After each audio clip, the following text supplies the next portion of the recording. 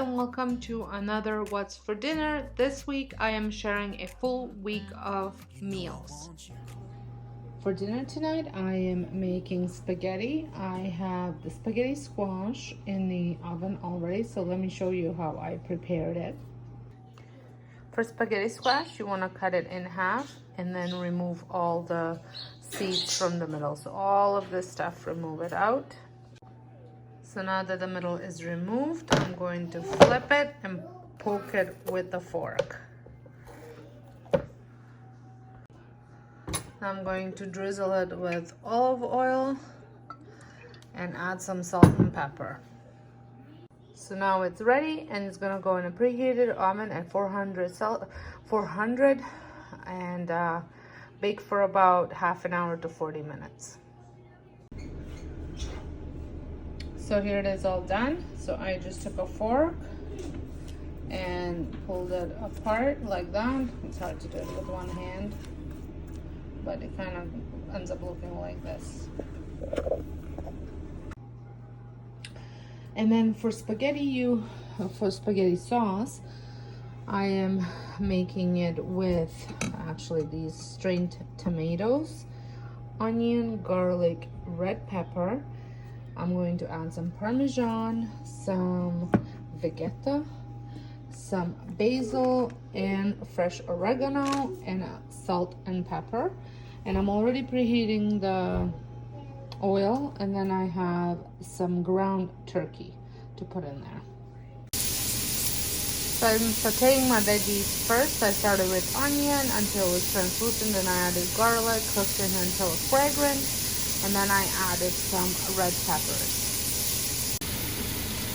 So once the peppers were softened and almost cooked, I added some turkey meat, and I'm going to cook this, and then I'm going to season it with salt and pepper first before I add the sauce.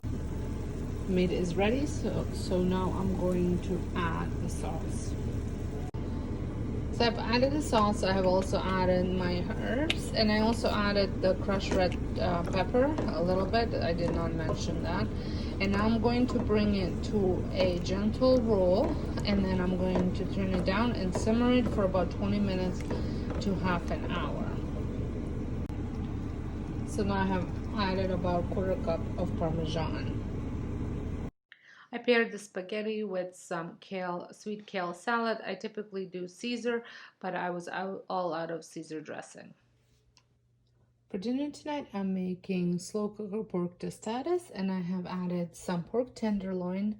It's frozen still with some garlic, apple cider vinegar, honey, water, and salt, pepper.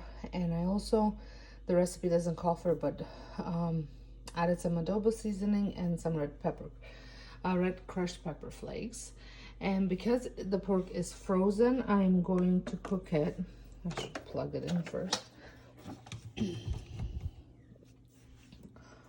On low for 10 hours.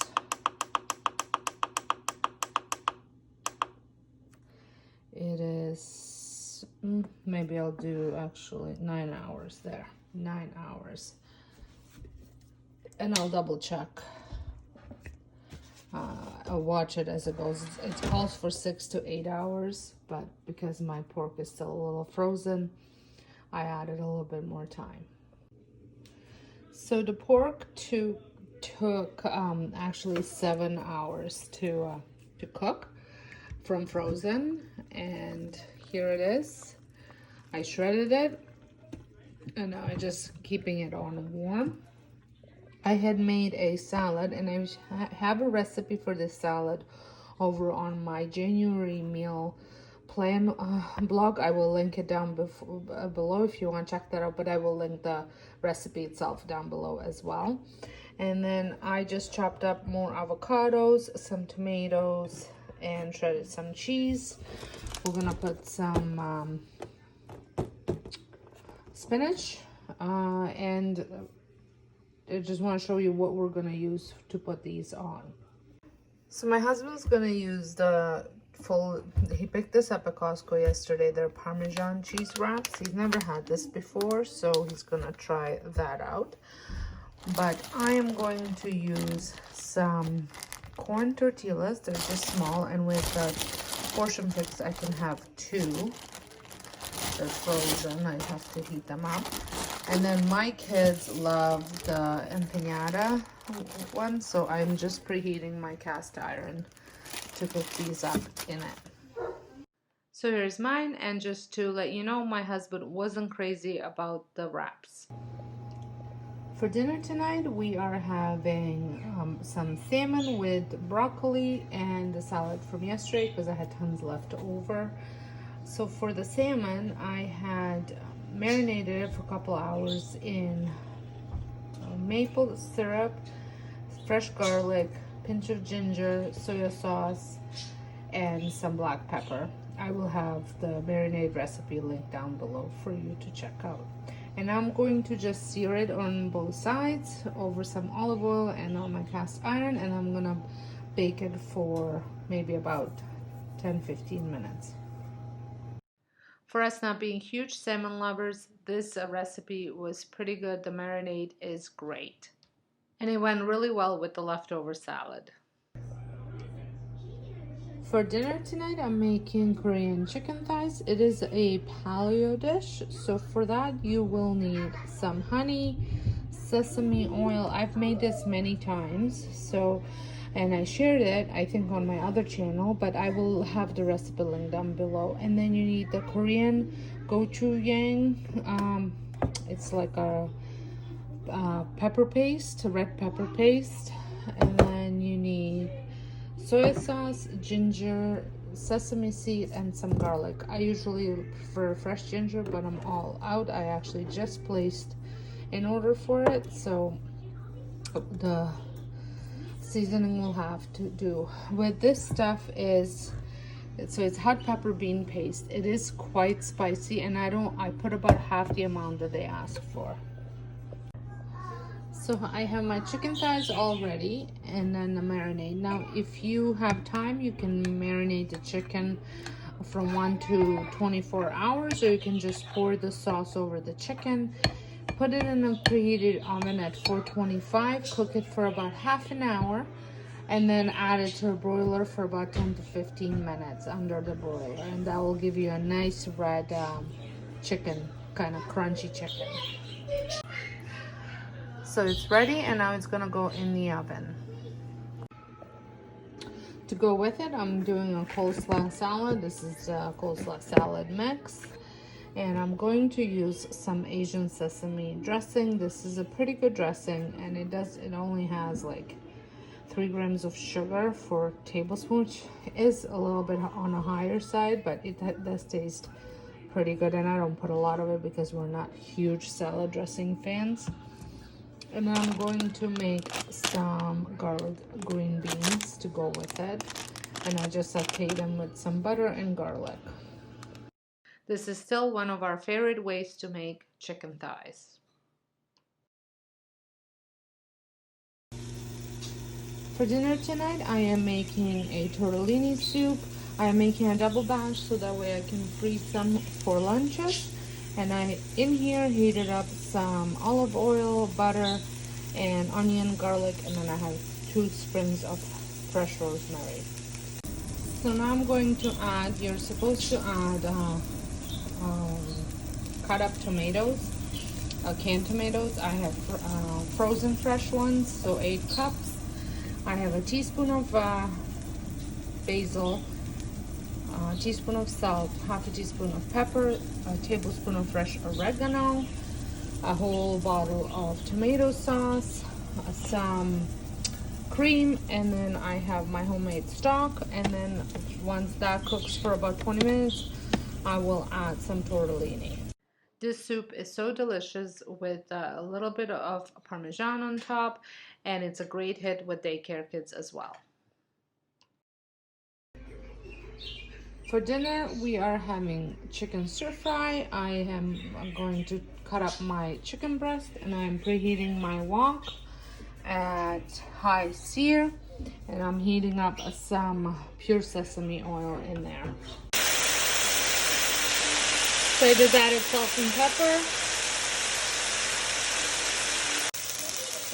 So I have added some garlic, some ginger, and just a sprinkle of crushed red peppers. And now I'm going to add just a pinch of safflower or saffron. I think that's what I don't know what it's called. I think it's saffron. But just a little tiny bit.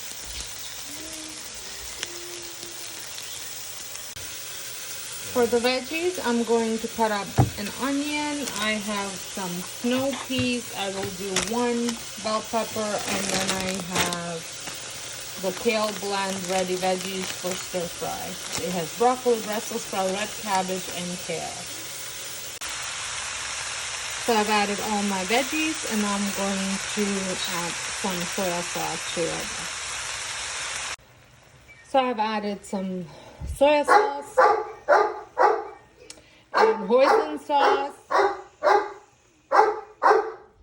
and I'm just finishing up the rice. I do apologize for the barking, and then it's done under 20 minutes. For dinner tonight, I am making garlic sesame chicken turkey wraps. So I have 2 pounds of turkey, then I have 10 cloves of garlic, half a cup of sesame, half a cup of honey, 2 tablespoons of ketchup, and 2 teaspoons of rice vinegar. And then these are, I'm just adding these. They're not in the recipe. I will have the recipe link down below, but I'm adding 4 cups of shredded cabbage and 1 whole yellow pepper. And then you will need some sesame oil. I am preheating my sesame oil, and I'm using my Breville wok. I love this thing. I will, if I can find it, I will link it down in the description box. I got mine at Home Sense or Marshall's. Ours are together. So I have added garlic. I have started browning the turkey, and then midway I have added all my garlic, and I just pressed it with my Pampered Chef garlic press in. Now that my turkey is no longer pink, I'm going to add my veggies.